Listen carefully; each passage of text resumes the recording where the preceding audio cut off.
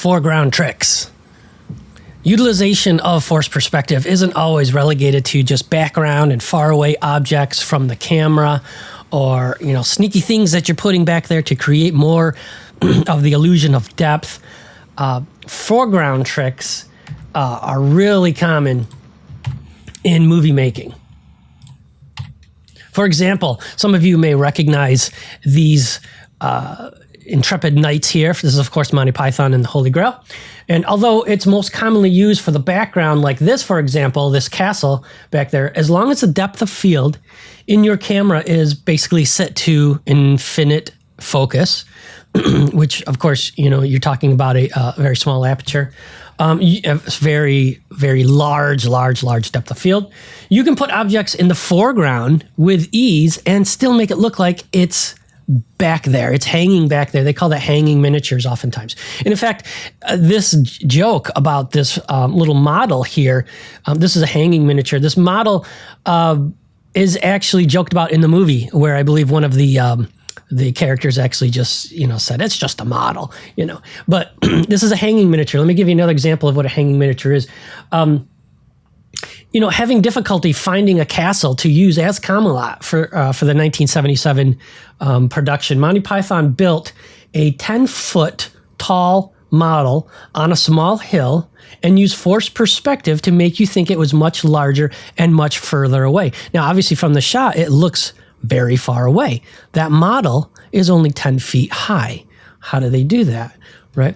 This is a clip or a shot from Close Encounters of the Third Kind, 1978, Steven Spielberg. And this is supposed to show that this crew has come upon a tanker out in the middle of the desert. And so when Steven Spielberg wanted to put an enormous ship in the middle of the desert for Close Encounters, there was obviously no budget for a full-size ship. And he loves to move the camera around, thus negating a matte painting or the traditional ways matte painting were created. Back in the day, when you created a matte painting, you usually painted oil on glass, you hung it up in the background, and you couldn't move the camera because that would give away the illusion. Much more on matte paintings later.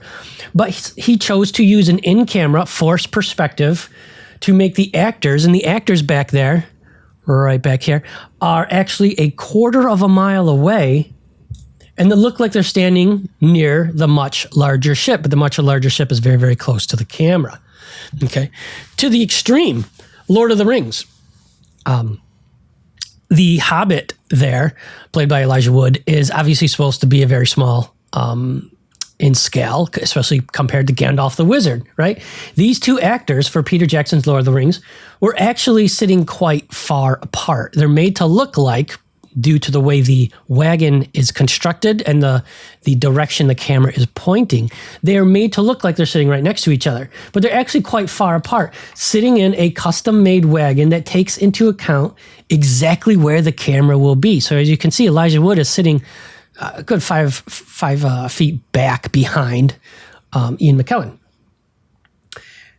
The eye lines for each other, and when they're looking at each other, are just empty points in space. So when they're turning to look at each other in the movie, they're actually not looking at each other at all. They're looking where that person would be if they were sitting right next to each other. Right? There's a lot of great examples of techniques that illustrate this, and this isn't high-end movie making. You could do this, at home. This is a very low budget. Hanging miniatures, a very low budget, or foreground miniatures. Here's a nice shot, and there's a couple of fun clips here of the power of miniatures or forced perspective. A couple of my favorites, these fantastic cars looking like in front of a school, maybe a high school or something. But here they are. They're just toys sitting on a table. Okay.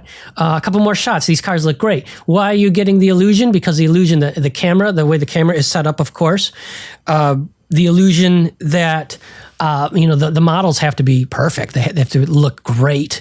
But the sun and all the settings and, the light is equal, whether the sun is hitting a toy or whether it's actually hitting that large building all the way back there. You're going to get the same quality and intensity of the shadows and the light, and nobody would ever notice. A couple more examples of these fantastic forced perspective shots. It looks 100% real. If you were shooting a movie, maybe you want to do your own movie, and you want to do a period film, and it's set in the 30s, and it's like you have no money to actually do that. Well, you could do an establishing shot that's just like this, when all you really had to do was go find some great houses back there, a couple of toy cars, and just magically, through the magic of camera and forced perspective and illusion and depth, you're pulling it off. This one has a little extra, I think, a little post-production on it, a bit of a light leak, little lens flare, that kind of a thing. But again, just fantastic. And here is the guy that was putting all this together. Obviously, he's having a great time putting this together.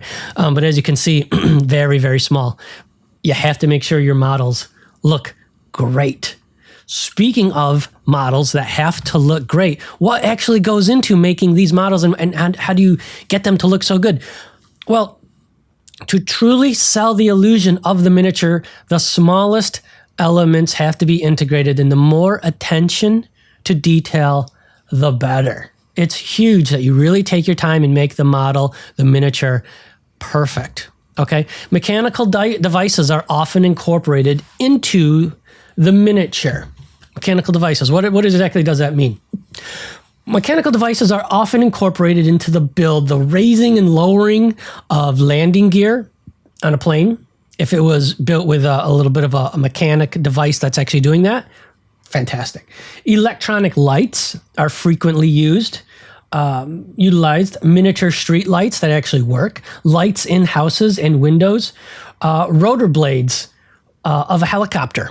Okay, that's actually turning. To get very, very small but uniformly lit lights in spacecraft. This is a shot from the earlier Star Trek films. Take a look at the windows here. The windows are all uniformly lit, okay, which would make sense. But way back in the day, when they were building these spaceships, they realized that if they just had a light bulb sitting in the middle of the inside of the model, you're going to have some lights closer to the light bulb very bright, and then the fall off, these lights are going to be very, very dark or dim, unless you blasted the light bulb as strong as you could, and then you have the risk of actually catching your model on fire, because light bulbs, incandescent light bulbs, can get very hot. Okay, these all look perfectly uniform. How did they pull that trick off? Starting with these movies back in the really back in the 70s and 80s, was the fact that they would often use fiber optic cable. And if you light one end of fiber optic cable, the other end will be equally as illuminated. And that's how they built all the lights on the Death Stars and the Star Destroyers and all those things. They had fiber optic cables in there, a whole lot of it, right? Painting and aging, the key to realism in a model. Same thing with modeling, a really cool object in Maya. You're going to texture it. You're going to look at it. You're going to add shade. Going to add textures and wear and weathering and dirt and oil stains and that kind of thing. Painting and aging, the key to realism. A subtle layer of dirt or wear really goes a long way. Look at all the aging. I mean, everything in Star Wars is aged, right? It's a very lived-in universe. Chipped paint, slight damage, scratches, and imperfections. Basically the same thought process of building a hero CG element. And when I say hero, you may hear that term often in the industry, that something needs to be heroed out, or it's a hero element. What that means is it's not, saving the day. What it actually means is it's an object, a model, an asset, whatever, that's very close to camera. It's going to have a lot of eyeballs on it, so it has to be perfect. It has to actually spend a lot of time and love in making that thing look absolutely gorgeous. If you had two types of trees in a shot, and one tree was 2 feet from the camera and the other tree was 300 feet from the camera, you're going to spend a lot more time modeling and texturing that tree closer to the camera. What you're doing is you're making that a hero tree. Okay, that's where that term actually comes from. All these things going on in here, like this on a Millennium Falcon, it has lots of nice wear and tear. Those little greebles that are all over the place on these spaceships. Where do they get those from?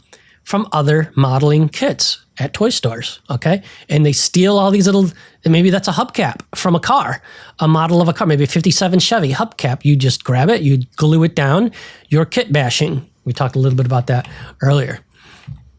Teamwork, of course, making a great model. You gotta talk to the other special effects people, especially if you're gonna blow this thing up.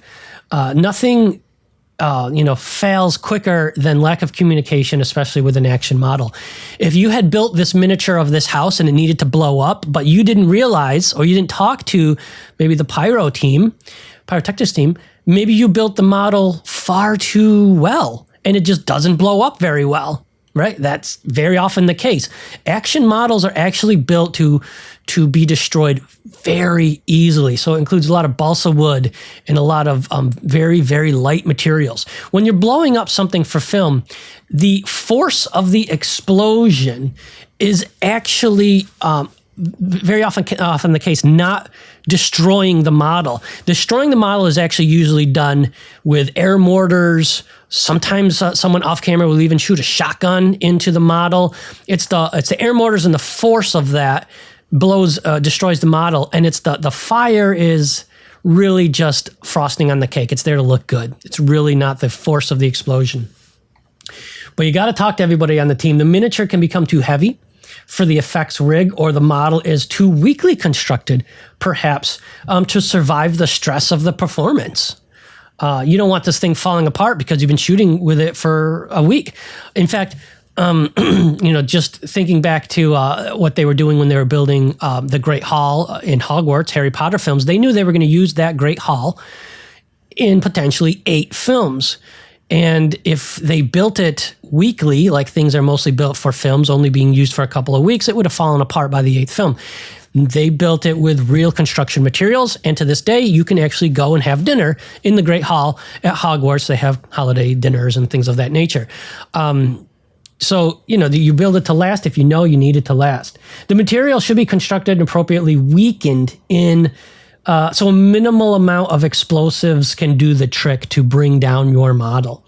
Primary use of pyrotechnics is to produce a spectacular flame from the model, and the mechanical devices like rigging, cables, air mortars, pulleys, ropes, that kind of thing is what's actually used to pull the model down.